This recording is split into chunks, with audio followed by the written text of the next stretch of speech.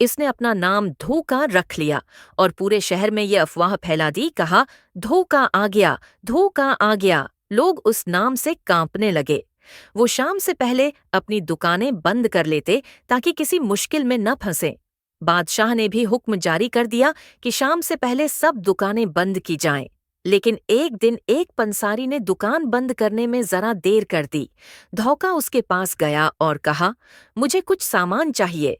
पंसारी ने जवाब दिया, ये दुकान बंद करने का वक्त है, मैं तुम्हें सामान नहीं दे सकता। धोखा के इसरार पर आखिरकार पंसारी ने सामान देना शुरू किया। जब सारा सामान दे दिया गया तो धोखा ने तलवार से उसका एक हाथ काट दिया और चला गया। पंसारी बेचारा जख्मी होकर अपनी दुकान में ही कैद हो गया, बाहर निकलने की हिम्मत न कर सका। उसने बाहर जाकर ये अफवाह फैला दी कि जिस इंसान का हाथ कटा हुआ है वही धोखा है। शहर के लोग हाथ कटे हुए शख्स को तलाश करने लगे, मगर उन्हें धोखा नहीं मिला, क्योंकि पंसारी खुद अपनी दुकान में कैद था। कुछ दिन बाद धोखा बादशाह के महल गया, जहां उसकी एक सौतेली माँ बाग में बैठी चरखा कात रही थी। करीब ही एक कनवा था जहां औरतें अक्सर जाती थीं। धोखा ने कहा, मैं ही धोखा हूँ और मैं गिरफ्तारी देने आया हूँ। सौतीली माँ ने उस पर यकीन कर लिया और उसे हथकड़ी पहना दी। लेकिन धोखा ने चालाकी से हथकड़ी उस हाथ में पहनी जिस पर उसने पंसारी का कटा हुआ हाथ लगा रखा था।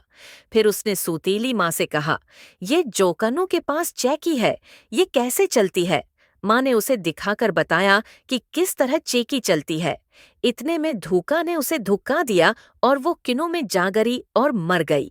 इसके बाद धोखा ने हथकड़ी वाला कटा हुआ हाथ किनवे के पास छोड़ दिया और वहां से चला गया। पूरे शहर में ये खबर फैल गई कि जिस इंसान का हाथ कटा हुआ है वही धोखा है। जब बादशाह को खबर मिली कि उसकी बीवी कत्ल हो गई है तो वो शदीद सदमे और गुस्से में गया। उसने फैसला किया कि वो खुद इस जालिम धोखे को तलाश करेगा। बादशाह के मुल्क में एक खास जगह थी जहां रोजाना औरतें उकट्ठी होकर आटा पैसा करती थीं। इसी जगह आज भी हस्बे मामूल औरतें चुकी चला रही थीं, मगर उन्हें ये मालूम न था कि उन्हीं के दरमियान बादशाह का बेटा यानी धोखा भी भैंस बदल कर मौजूद है। उसने वैसा ही लिबास पहना हुआ था जैसा वहां के मजदूर पहनते थे, उसलिए कोई उसे पहचान न सका। बादशाह जब वहां पहुंचा तो धोखा से पूछने लगा, धोखा कहाँ गया है? धोखा ने अपने बाप को धोखा देते हुए कहा, वो दाएं तरफ भाग गया है। बादशाह उसी तरफ चला गया, मगर खाली हाथ लौटा। फिर धोखा ने कहा, अभी अभी वो दूसरी तरफ गया है। यूं उसने बार बार बादशाह को धोखा देकर परेशान कर दिया। आखिरकार धोखा ने कहा, बादशाह सलामत, अभी मुझे पता चला है कि धोखा कहाँ है। आप मुझे अपने कपड़े दीजिए और मेरे कपड़े पहनकर यहीं चुकी पैसने बैठ जाइए। मैं अभी 2 मिनट में धोखे को पकड़कर ले आता हूँ। बादशाह ने अपने बेटे पर भरोसा किया और अपने शाही कपड़े उतारकर धोखे को दे दिए और खुद धोखे के कपड़े पहनकर चुकी पेसने बैठ गया। वक्त गुजरता गया, शाम हुई, फिर रात आई और गुजर गई। एक दिन नहीं बल्कि पूरे 2 दिन बादशाह चुकी पर बैठा रहा और अपने बेटे का इंतजार करता रहा।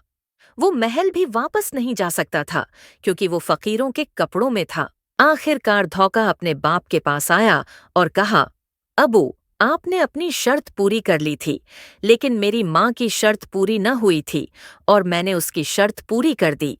उसके बाद बाप को अपनी गलती पर अफसोस हुआ और उसने माँ और बेटे दोनों से माफी मांगी और तीनों हंसी खुशी अपने महल में रहने लगे। और यहाँ पे मेरी कहानी इख्तिताम होती है। उम्मीद है कि आपको उम्मीद कहानी अच्छी लगी होगी। अगर अच्छी लगी तो सब्सक्राइब कीजिए, लाइक कीजिए और बेल आइकन दबाना मत भूलिएगा।